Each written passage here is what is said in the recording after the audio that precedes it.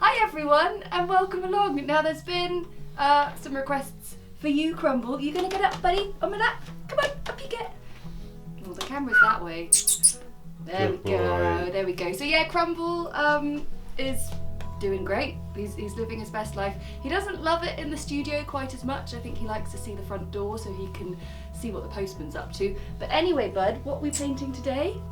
Well, we are painting a lovely cherry blossom sprig with a few cherries on. Not technically accurate, but lovely to paint anyway. So we're going to grab our paints and get started. It's funny, when I say it's not like technically accurate, I'm not even sure if I'm right when I say that. So anyway, I'm going to do it's a nice sort of branch coming down, and I am putting in some cherries on the nice sort of loopy stalks, and then I thought we'd have some blossoms, so we'll have a blossom sort of coming off there. So I'm going to do these little ovals or circles, depending on, they're going to be the centre of the flower, and if the flower is sort of face on to us, we can do a circle. If the flower's angling off away, then it's an oval, because it sort of depicts that sense of the flower growing off on a sort of 3/4 angle. Maybe do another little one just there. So it's going to sort of come like that. And then of course a few leaves, so we will just have a few extra little lines coming off, and this is going to be lovely, and maybe just an extra little bit of sort of bud growth just starting there. Now for the cherries themselves, it probably is a good idea to draw in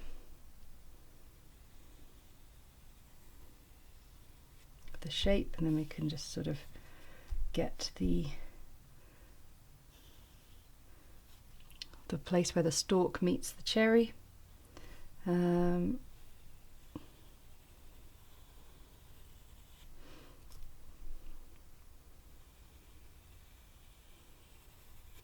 they're not sort of perfect circles, so they have a little sort of flattened sort of dimple at the bottom, and just that slightly more sort of heart-shaped top.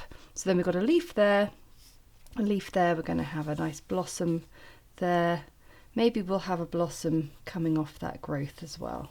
Yeah, so you can see I like to sort of create these pieces quite off the cuff. I don't want to be too like rigidly planned when I paint something for you. I like to just, you know, get inspired and go with it. So the one thing I do know though is what we start with. We're going to begin with the blossom flowers because they are the faintest, the palest things of all. I've got a size 6 brush just to wake up some colours in my palette. So we are going to be very much utilising the pink tones, Permanent Rose and Alizarin Crimson. Just get those into play. And I am going to mix up some Permanent Rose here, but I'm also going to mix it in with a little yellow ochre, which just turns it into a slightly more blush colour than the really sort of acid pink that you get with Permanent Rose. A little bit of yellow ochre just softens it to a slightly more peachy pink. And I think I will go down a size to size 4. Now, have you seen? We've got our very own brushes these days. It's pretty cool, isn't it? And you can get your hands on these only in my Etsy shop and my website. But yeah, I'm pretty chuffed with that. So it's my wonderful Pro Art brushes. They've got my name on. Right, so let's create some cherry blossoms. So here we have our open-flowered, open-faced flower. So I'm going to paint in some blossom petals all opening up from that central circle. And I sort of, the way I'm painting them, actually, it feels as if it's not a 100% open flower. It's a little bit sort of angling down that way. So I've made the petals just a little bit longer down this way to make it look like the flower is just angling itself downwards. And I'm going to take just a little bit more of that yellow ochre and place that in. Now my other flowers will, they're not sort of overlapping, so that's useful, so we can paint those in immediately. And I am going to, actually with these, I'm going to paint in the sort of back row of petals first.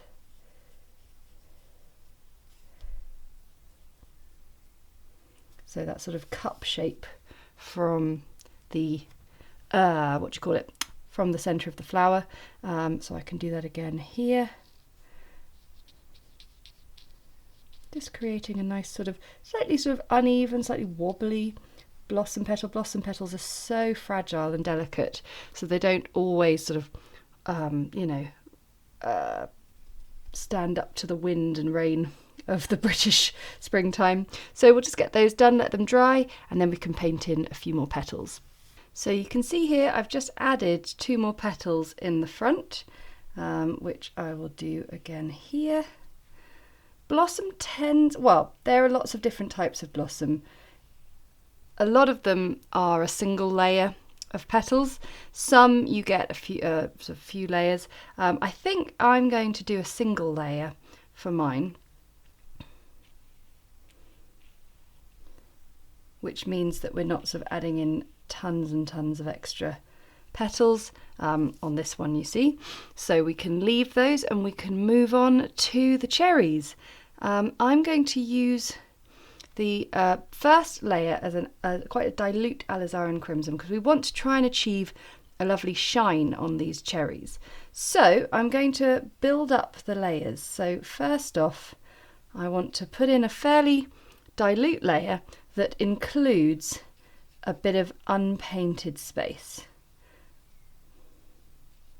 Just like that. And it doesn't matter that it's got like quite a hard edge, because really the way that a cherry is such a glossy fruit that you do tend to find the shine is quite sort of mirror-like almost on it, so it doesn't need to be completely blended in. So that little bit of unpainted space can just go straight onto onto a dry page. Even with this very dilute layer, I am making sure that I get a little bit of light and shade in there with the cherries too. It doesn't take long for the first layer to dry because you're painting on a very sort of sparing amount of paint. I'm now going to just increase the concentration of colour just a little bit, and still the size 4 brush is good.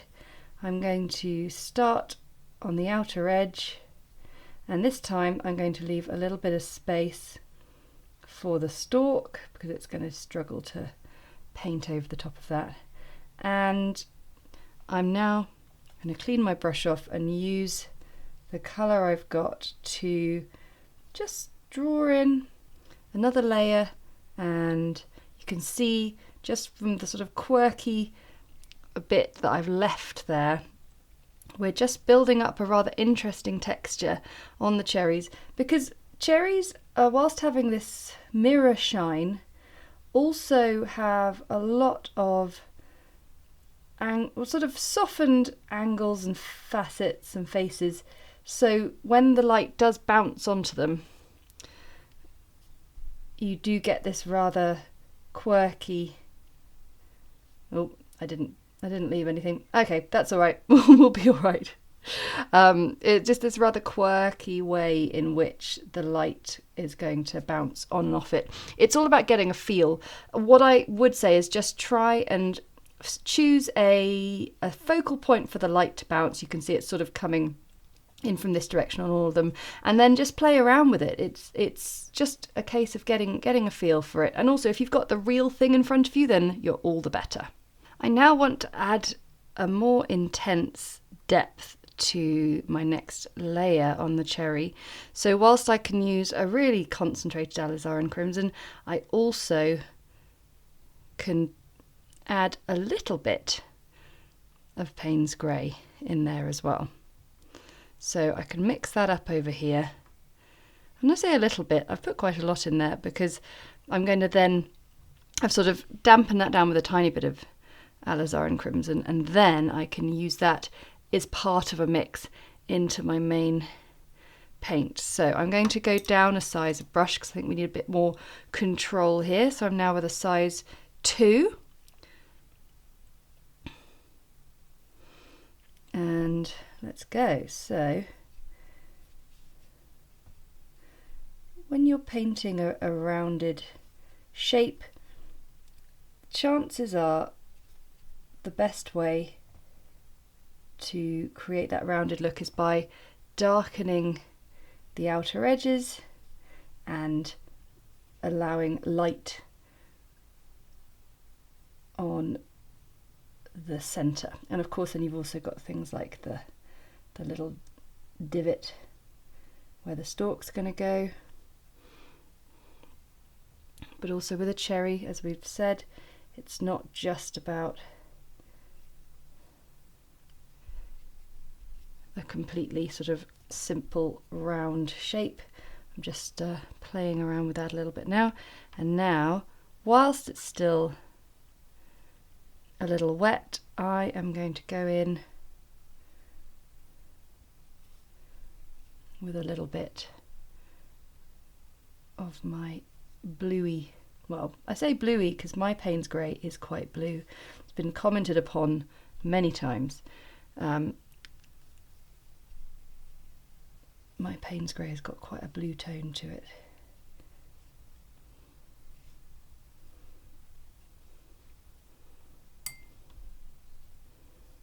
Okay, happy with that. I'm just going to slowly build up the roundness on these cherries with this last more concentrated layers.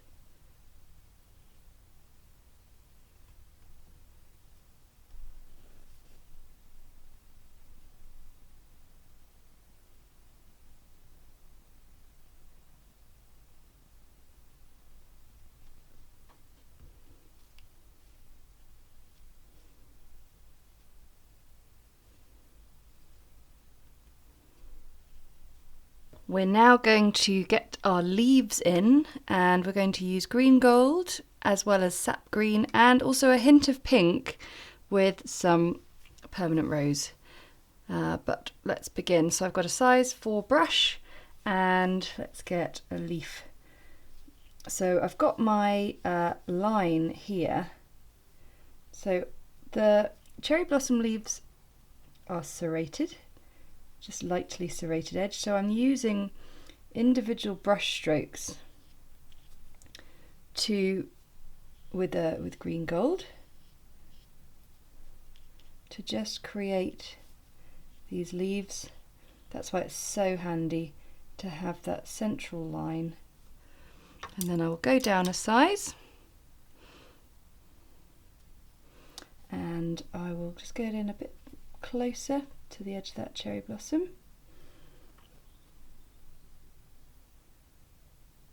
You can see I've left a tiny bit of unpainted space down the middle, which is going to just help me, very tiny bit of unpainted space.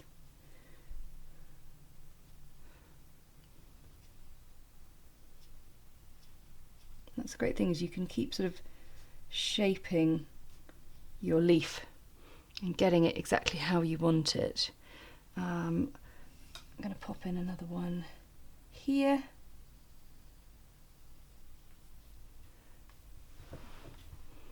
As you can see, a size 2 brush might be a tiny bit small to begin the leaf. I've just about got away with it. Obviously try not to stick your hand in your wet paint of your cherries.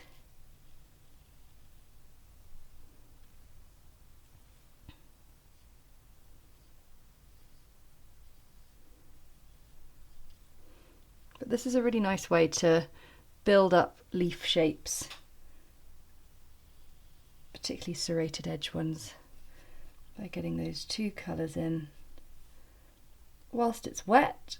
And make sure your brush strokes are very much part of the leaf rather than sort of doing a hedgehog sticking out lots of little lines. It's very easy to do that, and I see lots of my students doing that kind of thing. And then just a little bit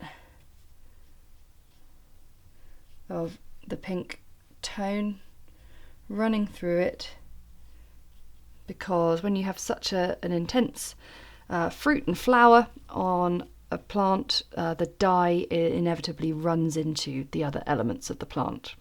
Now we've got all our leaves in, we're going to place in the stalks of the cherries.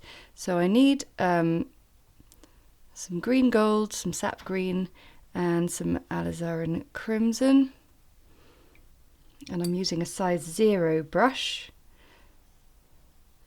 And here we go. So placing that in.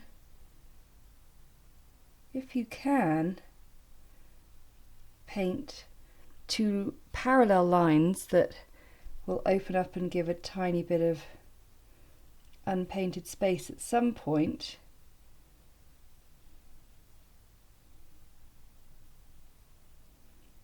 That will be fantastic. If not, don't worry. You can do a solid green line, and then you can always drop in a little bit of Sap Green.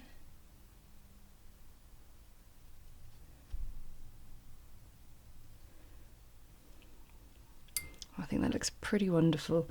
And the Alizarin Crimson sort of comes in towards the end in the same way that we dropped in a little bit to the leaves of the pink. We can maybe find a little hint of it to go on the stalks.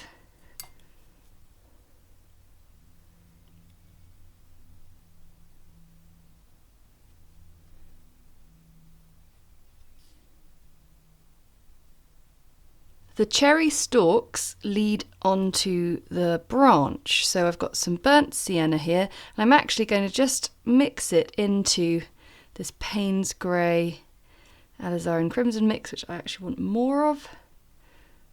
So let's get a bit more of that in there. I want a deep, dark, rich colour that's somewhere between brown, burgundy and sort of claret colour. So I'll be sort of playing around with those tones to get my branch. So we'll start sort of lightest with a slightly dilute brown. And I'll just come down into the main crux of it there. And it splits off. At this point, use whatever brush you feel comfortable with. Oh, I've got another leaf there, which I haven't done yet. So I'm just going to paint. I'm just going to sort of knobble up the branch. I know what I mean. I wonder if you do too. Just creating a little bit of a texture on the branch there. And then I'm going to take some of my deeper, darker tones and start to paint in, whilst it's still wet, some lovely deepening richness on the branch.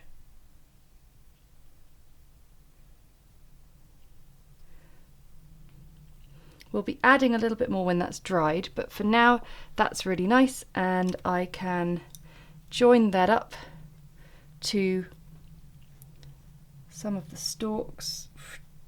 So imagining, that's why the pencil's quite handy to have. And of course we've got our flower as well.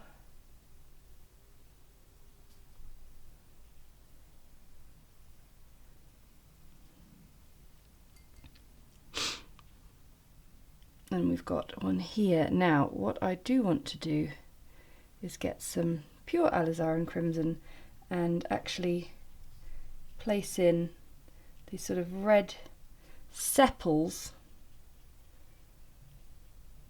just underneath there. I will place in just a few around the base there as well.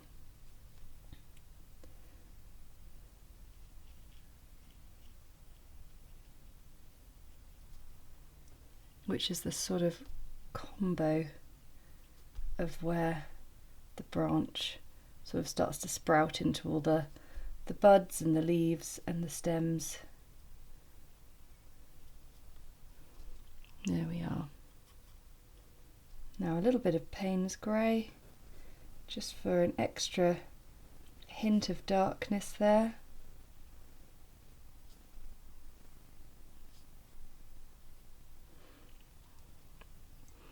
Right, I'll pop in that one last leaf and then we can do some detail. Okay, it's time for a little bit of detail. So first off, a little bit of the permanent rose, just on its own, diluted down, really quite diluted down because I want to go cautiously, and I want to bring in a little bit of it into the centre of our cherry blossom petals.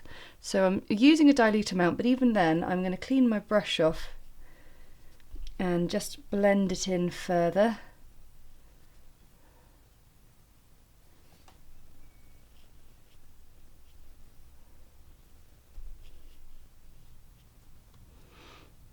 And then a little bit,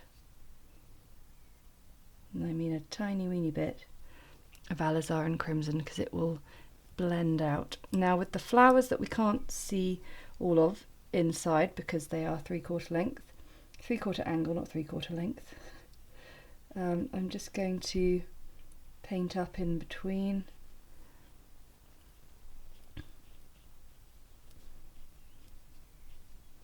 And it's just that tiny bit, but then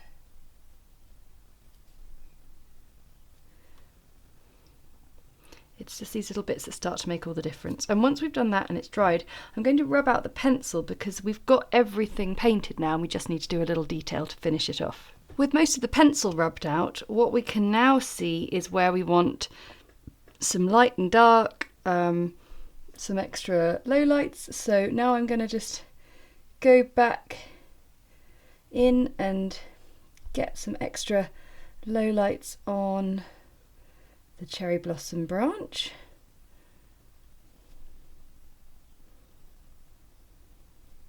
So I like to rub out the pencil at this stage because it sort of leaves the way clear for all the lovely detail we can put in. So speaking of which, we're going to place in some nice detail lines on our leaves using my friend the rigger brush. A great brush, and one that you should definitely have in your kit if you want to do well, it's very good for botanical painting. It's originally called the rigger brush because it was used for painting rigging on sort of nautical paintings, is what I am told. But it just makes a beautiful slender line, and it holds on to paint.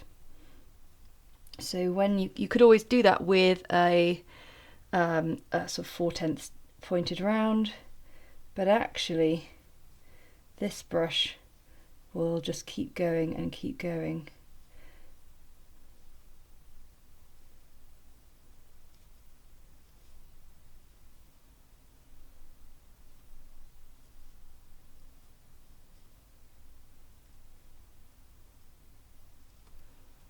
So once the lines have gone on, I'm now using a sort of diluted mixture of Sap Green and Paynes Grey just to create that roundness on the leaves,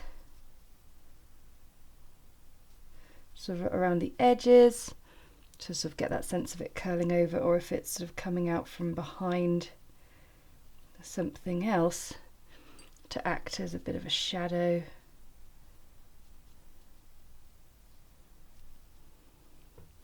If you want even a little bit of pure Paynes Grey,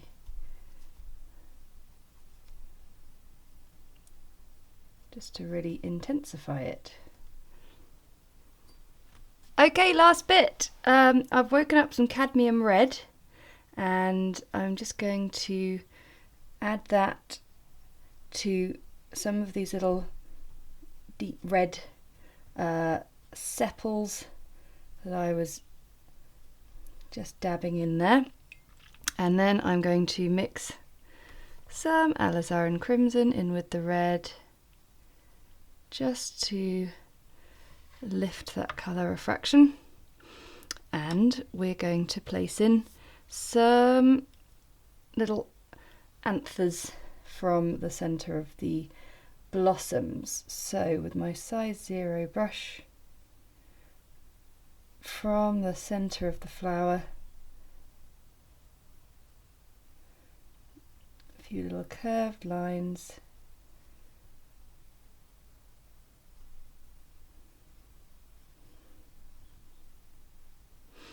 it's much easier doing them from a flower that's on its side because you're just all sort of heading in the same direction. Of course, you're not going to see that many if the petals are in the way. Then this one's quite good, you can see quite a lot.